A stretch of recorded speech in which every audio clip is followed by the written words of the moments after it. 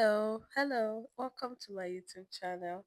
Congratulations, you found my very first YouTube video. In this video, I'll be showing you how to make a bubble skirt. This is the fabric we'll be using. You'll be needing your fabric of choice, a measuring tape, tailor's chalk, scissors, a sewing thread, and an elastic band to make the skirt. There are different ways to make a bubble skirt. For this method, we'll be cutting two long rectangles. You can do your waist measurement times 3 or times 2 or times 2.5 depending on how full you want the skirt.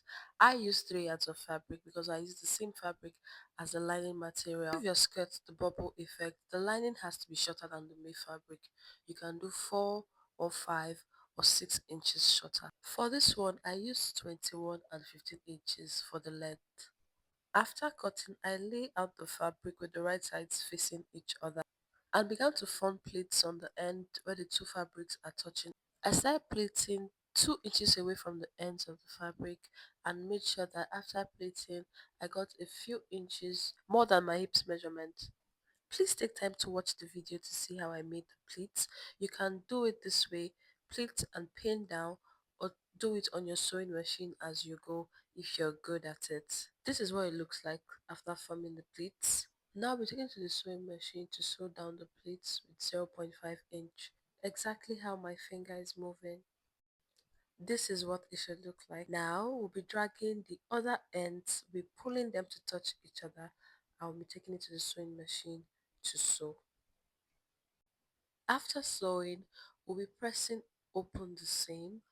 Make sure you always press open your seams. It makes your work neater. Take your time to press your seam open. Now we're done pressing open our seam.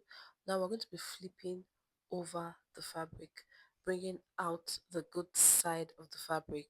By the time we're done pulling, all our rough work, all our sewing that we did on the waist and on the hemline will be inside the fabric. You can see that our bubble skirt is coming together. Now we'll be ironing properly the part that is not pleated. Note that that is your waistline. Next, measure the height of your waistband, add 0.25 to that so that your waistband can pass freely, and top stitch on the waist of your skirt. Next, cut out waistband that you'll be comfortable in. Emphasis on comfortable. Next, we'll be passing our elastic band through our skirt.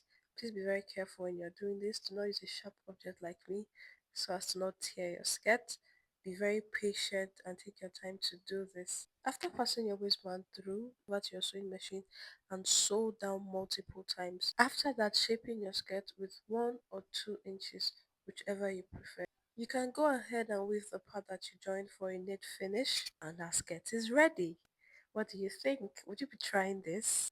Thank you for watching, and I'll see you in my next video. Bye guys!